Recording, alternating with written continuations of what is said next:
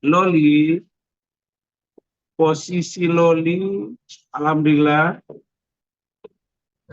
sampai dengan hari ini posisinya baik dan Loli sudah ngomong ke saya dan saya sudah komunikasi bahwa dia betah di situ, dan kemudian dia bilang ke saya bahwa eh, merasa sudah lebih, kemudian tempatnya itu ya, kalau bisa saya gambarkan ya sangat-sangat nyaman. Kalau dikategorikan hotel berbintang ya bintang 5. Udah kegambar gitu bintang 5 itu. Recording in progress.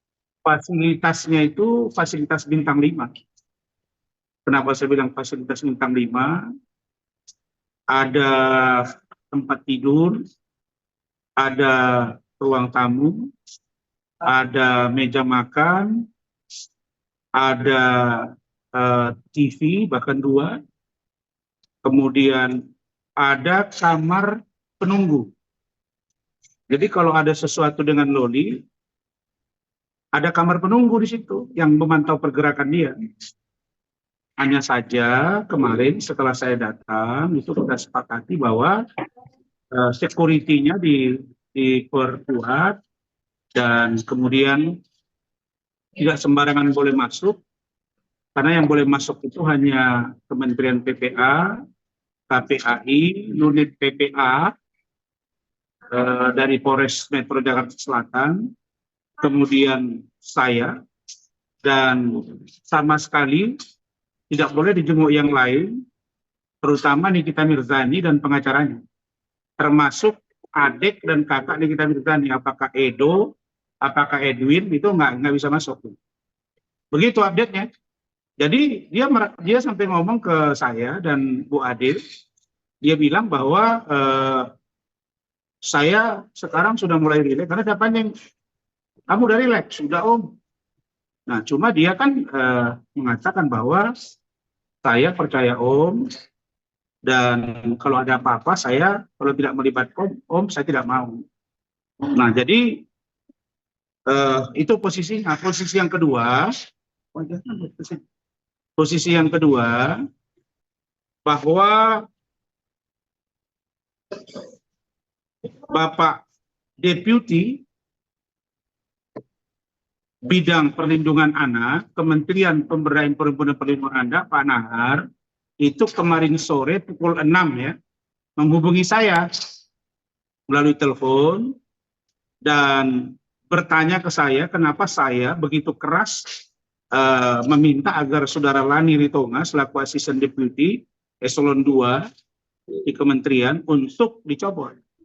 Saya gambarkan bahwa betapa saya sangat kecewa karena regulator dari persoalan Loli ini kita sudah sepakat itu di depannya itu adalah sebagai koordinator adalah Kementerian PPA. Kenapa? Karena memang resistensi atau kekurang percayaan atau distrust dari seorang Loli terhadap penyidik PPA Polres Jakarta Selatan dan Chef Paus yang notabene-nya bagian dari Kementerian PPA itu sudah tidak ada. Jadi berat bagi saya untuk saya bila tidak senantiasa mengawal dia, apalagi Loli itu orangnya nekat. Jadi saya kira ya nekat dia itu ya kita lihat aja bagaimana nekat seorang Nikita Mirzani, begitulah nekat dia gitu. Jadi saya memaklumi dan saya sudah beritahu kepada kalian bahwa keluarga saya di Medan, Bu Eli, anak-anak saya, ya itu semuanya nggak ada masalah. Dia tinggal pilih mau tinggal di Medan, mau tinggal di Jakarta, monggo, tidak ada masalah gitu. Jadi bagi kami ya kalau saya bilang kepada NM dan masyarakat Indonesia bahwa Loli itu seumuran dengan anak saya, Eca. Eca itu sekarang ini semester 1 Fakultas Kedokteran USU, menyusul 2 kakak yang sudah dokter, dan Loli itu harusnya itu. Tapi sayang sekali di UK dia berhenti SMA, nanti kita akan pikirkan paket C-nya gitu. Jadi Bagi kami, semua ini sudah terbiasa ya, terutama saya dengan Bu Eni. Saya mengurus anak-anak itu 13 orang. Ponakan saya yang tidak semuanya kandung, ada tutur cucu dan orang lain, semuanya kita apa namanya, kita bina dan berhasil. Boleh kalian lihat, termasuk salah satunya yang kita bina itu ya Saddam sebelah kiri saya. Kebetulan tim saya sedang berangkat ke Bandung. Jadi saya sekarang sedang berada di Bandung dan banyak informasi yang berkembang. Kalau Rasman nanti pergi keluar kota ke Batam atau Medan, nanti kita grebek lagi, enggak boleh, enggak boleh. Tapi yang saya sangat kecewa adalah sampai hari ini keluarga saya itu komplain, kok mulutnya Nikita Mirzani itu bilang jangan-jangan nanti Loli itu akan jadi istri kesekian Rasman. Saya sudah bilang, kau Nikita Mirzani, saya masih bisa membedakan mana istri, mana anak. Mana istri, mana cucu, mana pacar, mana gundik, mana dosa, mana pahala. Saya masih tahu. Kau yang tidak tahu.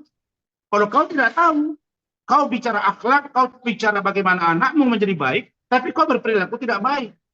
Dan kau bersyukur bagaimana kita membina. Saya membuktikan kepada publik bahwa seorang lawyer, seorang seperti Rasman, masih punya nurani. Saya sudah post Instagram saya. Bagaimana Loli itu voice note ke saya. Ya sudah ditonton 1,5 juta orang. Luar biasa. Bagaimana saya video call. Bagaimana security Hotel Horizon sudah diwawancara. Mereka bilang, memang dia datang, Pak Rasman jemput dengan keluarganya. Lah, Farhad Abbas mulutnya itu nggak dijaga. Lah, terus saya kalau sendiri nggak bawa keluarga jemput Loli, nanti dibilang ada apa. Makanya Farhad itu nggak ngerti, orang dia nggak ada istri. Saya udah bilang, suruh mereka kumpul, Hotman Paris, Farhad Abbas, Nikita Mirzani, Fahmi kumpul berhadapan dengan Rasman. Itu baru gentle. Jangan lu ngomong-ngomong. Gua nggak ada takutnya. Keluarga saya dengan keluarga Nikita Mirzani jauh berbeda. Keluarga saya dengan keluarga Hotman Paris jauh berbeda. Keluarga saya dengan Farhad Abbas jauh berbeda. Saya punya nilai moral yang harus saya jaga. Saya bukan manusia baik. Saya bukan manusia yang tidak berdosa. Saya pendosa, tapi saya berusaha lebih baik. Kalau saya berperilaku seperti Hotman Paris, berperilaku seperti seorang Nikita Mirzani, mungkin saya sudah dicincang oleh anak istri saya. Ini bukan main-main. Jadi ini bukan sikap yang menurut saya patut dilakukan oleh dan atau ditunjukkan oleh seorang seorang perempuan yang dengan begitu menyayat hati saya, berani mengatakan kepada saya bahwa nanti seolah-olah si Loli ini akan menjadi istri saya yang kesekian. Ini sangat tidak terima saya. Saya tidak terima. Dan ini menyakitkan gitu. Tapi tidak apa-apa. Waktu tinggal 4 bulan. Loli itu 28 Mei akan dewasa. Dia akan memilih hidup dia. Kami akan menjadi orang yang memperhatikan dia dalam perkembangannya. Begitu.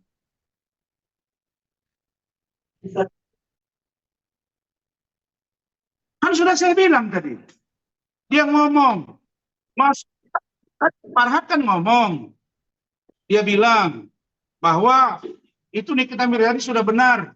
Kalian tanya, katanya dia lawyer, katanya dia dokter hukum. Masa dia bilang pantas dipukulin? Mana lebih dari situ? Di mana logika hukumnya boleh orang saling pukul, orang nolong orang lain, terus dia komplain dengan anaknya, terus orang yang nolong itu dipukuli, terus bila perlu dibunuh gitu. Di mana dia belajar hukum? Suruh dia itu sadar. Makanya saya bilang, udah kumpul aja mereka, supaya kelihatan siapa yang berani menghadapi ini. Kok Hotman menolak? Kan katanya pengacara internasional, pengacara yang jam terbang tinggi, tapi kok vonis Budi Said kliennya itu di atas 10 tahun. Nggak ada pengacara juga di atas 10 tahun itu. Ngapain ada pengacara? Jadi kita nggak usah begitu. Ini kan head to head ya. You pegang sana, gua pegang sini. Itu Nikita Mirzani minggu depan dipanggil. Oke, kau Nikmir datangi mereka. Silakan, no problem. Saya tidak masalah bagi saya. Saya sudah bilang kepada kalian, siapa sekarang yang ingin pansos? Dulu kasus Vina Eki dibilang saya pansos. Padahal saya pegang kuasa hukum banyak. Ada dari Yaksa Adian, ada dari Pak Suroto. Ini Hotman ngomong, Farhad ngomong, pansos nggak itu? Ya kalau lu pengen diundang ke dalam, lu masuk, gabung, biar kita head to head gitu bro, gitu. Bang, kelanjutan adopsi Loli gimana, Bang? Apanya? Adopsi, Barang bukti, adopsi, Bang, adopsi. aborsi, masalah Adopsi, aborsi, adopsi, Bang. masalah aborsi Doli, saya sudah diberikan bahan ya oleh Kementerian PPA, terus saya akan bersurat ke Ombudsman, saya akan mendatangi Kementerian Sosial. Nanti kami akan berdiskusi dan kita sedang menyiapkan draft permohonan ke Pengadilan Agama agar Loli ini bisa diadopsi minimal sampai dia dewasa. Jadi itu nggak masalah, nggak kendala bagi kami itu. Kita nggak ada masalah di situ. Kita pada intinya apa namanya tidak pernah eh, merasa bahwa Loli itu jadi beban. Nggak ada. Karena memang begitu dia 18 tahun, dia ibarat burung mau terbang, dia mau buat sangkar di mana, itu terserah dia. Tapi dia bilang, Om saya walaupun udah umur 18, saya tetap nggak mau ketemu Nikmir, saya nggak mau ketemu Edo, nggak mau ketemu Edwin, nggak mau ketemu Fahmi, nggak mau ketemu siapapun, dan saya hanya ingin bergerak dengan hidup saya, dan tolong Om pantau saya dan arahkan saya. Itu kata dia ke saya. Begitu. Artinya, misalkan jadi diadopsi, cuma sampai dia ulang tahun ini aja ya, Bang ya? Sampai 4 bulan ke depan gitu. Ya, begini. Adopsi ini kan kita kan menerima seorang anak, kalau anak itu misalnya tidak ada yang memperhatikan dia. Nah, saya kan berhitung juga gitu. 4 bulan ini menurut saya tidak waktu yang lama. Dan ingat ya, Dolly ini punya kemampuan, bahasa Inggrisnya bagus. Kemudian dia, ya saya lihat dia seperti influencer, dia entrepreneur, dia punya kemampuan untuk bermain di media sosial, endorse dia banyak. Dia bisa cari makan sendiri. Kan dia bilang, Om saya 2 tahun, sekarang nggak pernah dibiayai Nikmir gitu. Saya di UK itu cari makan sendiri Om. Semua dia cerita. Makanya saya bilang, saya nggak mau ngomong nih, makanya saya minta oknum ibu dari artis itu. Kan kamu tahu bagaimana dia dulu pacaran dengan Loli. Udah, sebaiknya beritahu saja ke NN. Saya udah bilang, nggak usah serang-serang saya. Kemarin bilang sudah ikhlas ke saya. Ya, lalu kemudian besoknya bilang hujat saya. Katanya sayang dengan Loli. Dia buat story I love you Loli. Terbuka pintu kapan saja untuk anakku. Loli datang 5 kali ditolak. Kemudian dia bilang sayang. Lalu kemudian besoknya asuransi diputus. Sayangnya di mana? Masa hari ini tempe, besok belum nyampe setengah malam sudah ganti dengan tahu. Saya orangnya yang nggak percaya dengan Nikbit. Kemudian kemarin tuh ada nampaknya dibilang sama pengacaranya ada biram-biram. Mana dia yang biram? Besoknya dia live kok. Tiba-tiba tadi ada video udah biram-biram, sakit kepala. Eh, Fahmi, kau tuh pengacara, kau ngerti hukum. Kau nggak punya wibawa di depan kita. Ya, kau mesti paham itu. Aku udah lihat CCTV semua. Kau ikut berbohong, ku kejar kau Fahmi. Kau ingat kata-kataku. Kau kan belum pernah kena sama aku kan? Begitu kau ikut berbohong, kau ku kejar. Aku nggak ada urusan di sini. Aku nggak ada urusan. Aku udah bilang, aku udah 3 tahun. Yang viral-viral ini 3 tahun. Rasman udah 3 tahun. 3 tahun. Ya, nggak ada orang viral 3 tahun. Saya hanya bersyukur pada Allah. Mudah-mudahan Allah menjaga lisan saya, hati saya. Saya tidak pernah sombong dan congkak. Itu yang saya minta dari Allah. Saya selamat dari semua fitnah keji dan mara bahaya. Mudah-mudahan Allah menolong saya. Itu yang saya lakukan. Kalian lihat di depan-depan saya nih. Ini ada ustaz. Ya, beragam nih. Nah, ada bandit juga. Ada juga pengacara. Ada tengku. Nah ini. Ini Siddiq, seorang lawyer. Ini Saddam. Mereka ini pada rame-rame datang ke Bandung. Karena ada acara. Makanya saya datang ke Bandung. Jangan kalian pikir saya di Medan, nggak ada, saya nggak di Medan. Karena kalau saya jauh-jauh, Loli nanti didatangi lagi. Begitu. Bang, Bang, Ya, kalau untuk biaya hidup Loli nantinya seperti apa, Bang? Dan selama di Rumah Sakit Polri gimana, Bang? kalian itu nggak tahu. Dulu saya waktu anggota DPRD di Mandailing Natal, gaji saya itu hanya sekian juta rupiah dengan Bu Eli. Orang bisa di rumah saya itu 5 rumah tangga. 5 rumah tangga. Biasa. Ada namanya Ibu Saini. Nah, ini Ibu Saini ini cinta mati kan sama lakinya ini. Ini kemana-mana, di rumah saya. Anaknya sekarang sudah menikah, masuk honor, saya masukin. Nggak ada apa-apa, udah biasa. Satu Loli, nggak akan membebankan. Nggak akan membebankan. Saya nggak bilang ya, nggak usah ditunggu di 18 tahun. Sekarang aja dibiarkan cari makan, hidup dia. Dia punya kompetensi yang luar biasa. Anak ini punya potensi dan kemauan yang luar biasa. Dan orangnya berani. Jadi, malam itu, tarik-tarikan itu, dia maki-maki itu. Apa kalian polisi ada? Tapi saya tidak menyerang Polri, karena Polri ini yang saya cintai. Kejaksaan saya cintai, kehakiman saya cintai. Saya mencintai penegakan hukum di KPK dan lain sebagainya. Tapi kalau oknum nggak beres, ya udah, saya akan gas gitu. Apalah Rasman? Saya kan bukan siapa-siapa. Kan dibilang saya baju saya KW, mobil saya KW. Kan semua dibilang. Mereka yang paling kaya, nggak apa-apa. Saya bukan orang kaya, saya nggak pernah bilang saya orang kaya. Saya orang yang merasa cukup dengan apa yang saya punya. Tapi kalau untuk belanja, insya Allah kami masih sanggup untuk membiayai. Satu orang kan, saya punya karyawan aja udahlah di kebun dan lain sebagainya, masih sanggup saya.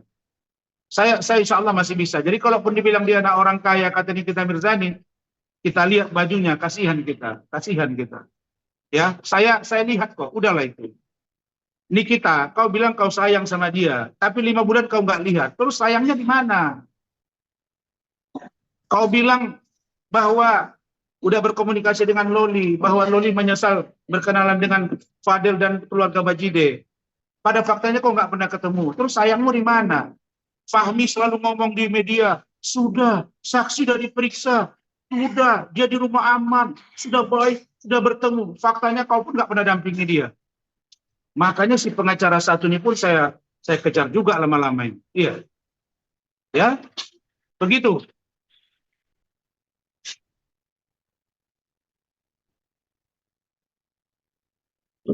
Yang kencang suaranya, Dek. Yang kencang suaranya. Ini soalnya, Dek, bisa agak pelan nggak? Kayak marah orang di sini. Padahal saya udah makan berapa juta udah ini. Ini Pak Siahaan udah marah-marah nih. Gimana? Ya.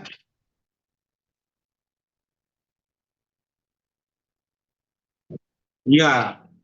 Saya ini sebenarnya udah perhatikan ya. Pagi-pagi ambiar yang diasuh Dewi Persik lah, ada itulah. Dulu mau wawancara Iklim Hakim. Entah apa-apa dibilang Iklim Hakim. Saya diam. Ini Hotman, bilang ABC tentang Rasman. Saya ini wartawan 12 tahun, makanya saya somasi. Saya tidak diundang mereka sampai dengan minggu depan, saya persoalkan mereka secara hukum. Jelas sikap saya. Ya, jadi you itu mengasuh acara dan produsernya itu, kalau mau wawancarai orang ada yang namanya azas keberimbangan.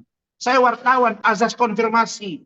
Kalau hadirkan Hotman, maka setelah itu hadirkan saya. Atau bawa Hotman dan saya di situ. Biar saya duel sekalian sama dia. Biar puji otak kami di situ. Jangan diusah belah. Pak, saya ingatkan ya. Tolong Pak Khairul Tanjung ya. Pak Khairul Tanjung. Bapak orang Medan, saya orang Medan Pak. Bapak pemilik Trans TV. Ini nggak benar nih pagi-pagi ambiar ini. Saya nanti somasi, merembet kemana-mana Pak. Saya minta tegur produser itu Pak. Dan kalau tidak, saya akan datang ke sana. Saya akan bawa surat, saya akan tanya maunya apa. Kenapa ngundang Hotman tidak ngundang saya? Kenapa ngundang Iklim Hakim tidak ngundang saya? Maksudnya apa? Anda harus netral dong. Itu saya keberatan. Itu artinya saya tidak pernah menutup diri saya. Mau diundang si Hotman, undang. Tapi undang juga saya. Nggak ada masalah. Kan sudah jelas. Di publik, bagaimana dia mengatakan saya begini, saya begini. Saya sudah bicara tadi dengan salah seorang orang Karo, Marga Ginting. Terus di sini ada juga seorang Nasrani. Teman saya ini. Ya, Pak Simanjuntak. Siapa nama Bapak? Enggak, namanya. Antonius Simanjuntak. Saya diskusi tadi, terutama dengan teman saya orang Batak Karo, Nasrani. Memang dia bilang, Pak, di dalam ajaran kami, Kristen, tidak ada minuman keras, Pak. Tidak ada namanya klub-klub, Pak. Coba, ini saya kritik ya, saya mau bertanya nih.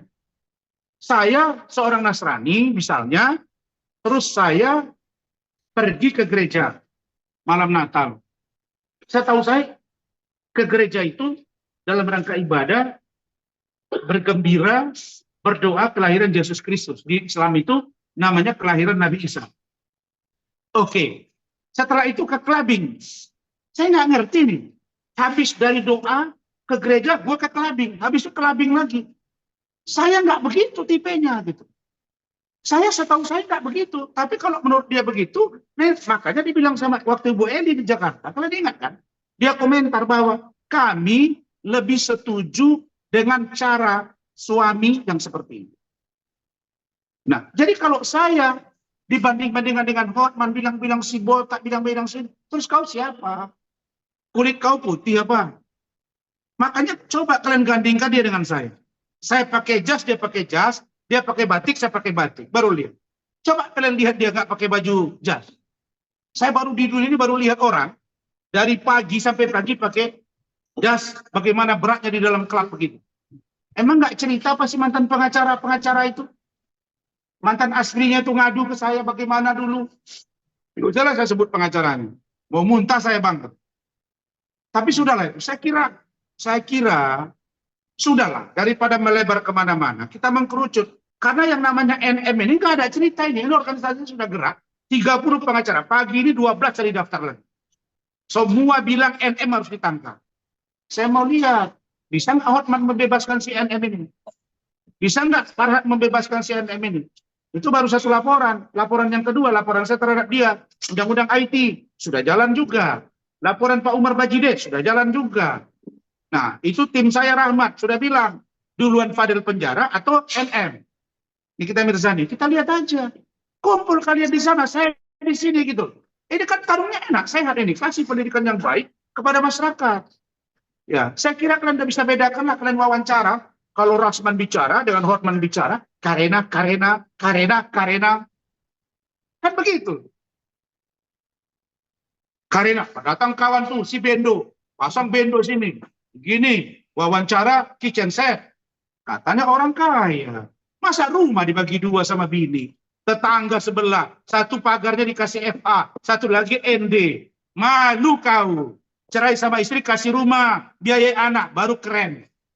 Kok rumah bertetangga? Nanti bisik-bisik tetangga. Salah masuk. Rupanya kamar istri. Mantan. Makanya. Terus saya heran. Kok you nggak punya bini ya sampai sekarang? Apa masalah ini? Saya tanya aja nih. Kalau nggak ada bini, bisa saya cariin dari Medan. Mau? Ada Faisal yang cari bini. Nih. Gampang ini. Nah, kalau nggak ada bini. Gitu ya. Jadi harusnya Farhad juga malu ya. Saya sudah meluruskan pernyataan dia tentang meninggalnya Alvin Lee. Itu bukan karena podcast. Diluruskan, malu lah. Habis itu, Agus, mereka cabut puasa. Dia stres. Karena kasus Loli, trending. Hilang kasus Agus. Agusnya nggak berobat-berobat. Kapan anak ini sembuh? Ya Agus, keluar kau dari situ. Kalau kau ada perjanjian tekanan, kau lapor ke saya. Datang kau ke saya. Datang kau. Kalau kau merasa sudah nggak benar, gua sakit, gua buta. Disuruh kita sama Farhad pejamkan mata 5 menit aja. Kalian lihat, ya memang nggak lihat apa-apa. Jangan kalian 5 menit, 1 menit nggak lihat. Terus anak ini buta terus kok. Saya urus. Fadel saya urus. Loli saya urus. Cek ke sana. Kita berani.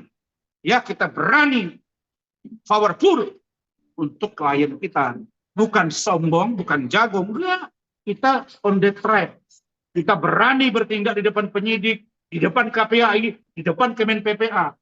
Kita harus menyelamatkan negara hadir. Kalau negara hadir, berarti semua kebutuhan. Baru 1 loli. Kalau 1000 loli bagaimana? Udah kewalahan. Makanya fair. Jadi kalian jangan cuat-cuat. Makanya saya bilang atur barisan. Buat tim hukum Nikita Mirzani. 1, Hotman Paris. 2, Farhad Abbas. 3, Fahmi. Baru tambah. Saya bukan nantang, Allah marah. Tapi kalau di dalam ajaran yang saya pahami, la dororo wa la diror. Kau memulai, kau bersihkan. Kau jual, saya borong. Gak ada takut. Oh ini berdarah, iyalah perempuan, ngapain? Kalau laki-laki, lain ceritanya Pak. Oke, cukup ya.